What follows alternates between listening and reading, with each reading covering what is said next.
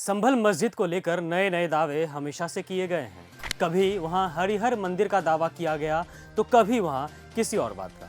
हिंदू मुस्लिम पक्ष हमेशा संभल के जामा मस्जिद को लेकर आमने सामने रहे हैं।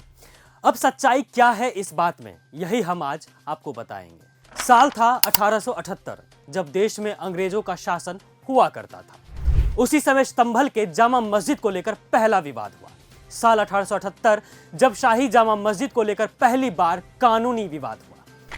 हिंदू पक्ष ने मुरादाबाद की अदालत में याचिका लगाई थी। हिंदू पक्ष ने दावा किया था कि मस्जिद प्राचीन हिंदू मंदिर की जगह पर बनाई गई है। फिर इस बात को लेकर इलाहाबाद हाईकोर्ट में चुनौती दी गई, जहां हिंदू पक्ष के दावे को उस समय मुख्य न्यायाधीश रहे सर रॉबर्ट स्टुअर्ट ने खारिज कर दी थी। स्टुअर्ट ने सबूतों की कमी के कारण इस अपील को ही खारिज कर दी थी। साथ ही अदालत ने उस समय कहा था कि मस्जिद के अंदर मूर्ति की परिक्रमा के लिए रास्ता नहीं। हिंदू पक्ष के गवाह भी कमजोर माने गए, क्योंकि वे खुद कभी मस्जिद के अंदर गए ही नहीं। ये जो हमने आपको बताया, इसका जिक्र सरकारी गजट में भी मिलता है। यहां पर यह बात खत्म हो गई थी। फिर हिंदू मुस्लिम सब मिलकर रहने लगे थे। संभल फिर कई सालों तक नहीं जला।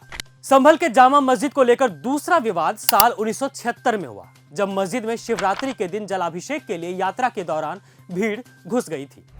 मतलब पहला विवाद 1878 में हुआ और फिर लगभग 100 सालों के बाद एक बार फिर संभल जल गया।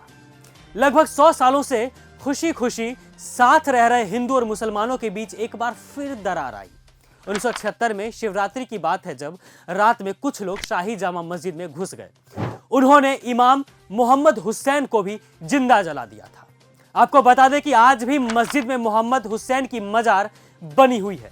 अभी और सुनिए, जब भीड़ मस्जिद में घुसी थी तो वे सुबह की नमाज से पहले वजू खाने के पास हिंदू विधि से पूजा करना चाहते थे, जिसका विरोध हुसैन ने किया था। उस वक्त वो अकेले थे तो उन्हें पहले गोली मार दी गई, फिर पैर काट दिए गए, कुरान जला दी गई, जिसके बाद संभल जलता ही रहा। जलते संभल को बुझाने कोई नहीं आया। दंगा भड़का रहा, कई दिनों तक कर्फ्यू लगा रहा।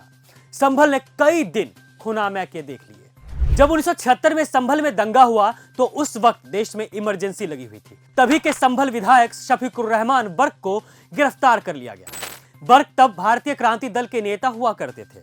इस दंगे को लेकर कल्की मंदिर के पुजारी महेंद्र शर्मा का कहना है कि जब दंगा हुआ था उस समय वो मस्जिद गए थे। वहां कुछ सामान पड़ा हुआ था, कुछ कागज और कपड़े थे। मैंने कोई लाश नहीं देखी। यही नहीं, महेंद्र शर्मा ने तब हद कर दी जब उन्होंने इस खूनो खराब को नौटंकी बताया। उन्होंने कहा कि उस समय में मोहल्ले में इस पर चर्चा होती थी कि किसी की मौत ही नहीं हुई है और कोई कार्रवाई भी नहीं हुई है। मतलब कि जो दंगे की खबरें थीं वो महेंद्र शर्मा के हिसाब से गलत थी।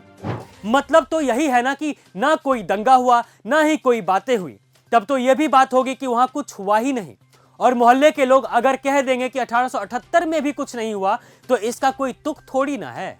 आपको एक और बात बताता हूं। 1976 में किसी को हरिहर मंदिर देखने जाना होता था तो एक तरीका हुआ करता था। पहले लोगों को डीएम और एसपी को कहना होता था, फिर लोगों के साथ पुलिस भी अंदर जाती थी। अब सवाल उठता है कि क्या सच में संभल के जामा मस्जिद के पास कल्कि अवतार होना है? तो आपको बता दें कि यह महज एक दावा है, क्योंकि भगवान कल्कि का अवतार अब तक किताबों तक ही सीमित है। उसे मुद्दा बनाया गया है। केला देवी मंदिर के महंत ऋषिराज गिरी का मानना था कि कल्कि भगवान का अवतार एचवाड़ा में नहीं बल्कि संभल के एक प्राचीन मंदिर में होना है। यह मंदिर कल्कि धाम से जाना जाता था, जिसे रानी अहिल्याबाई ने बनवाया था।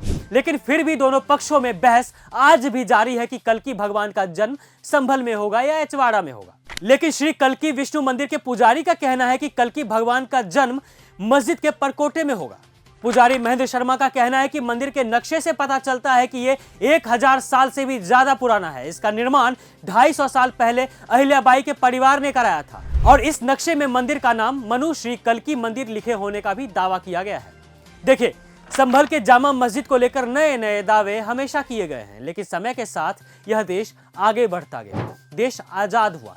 1991 में वर्शिप एक्ट बना, जिसमें साफ तौर पर कहा गया कि देश में 1947 तक जो भी धार्मिक स्थलों की स्थिति थी वो ज्यों का त्यों बना रहे। लेकिन बीजेपी सरकार को कोई फर्क नहीं पड़ता है। सांप्रदायिकता की आग में झोंककर मलाई खाने में सबसे आगे रहती है बीजेपी सरकार, या फिर यूं कहें मोदी सरकार।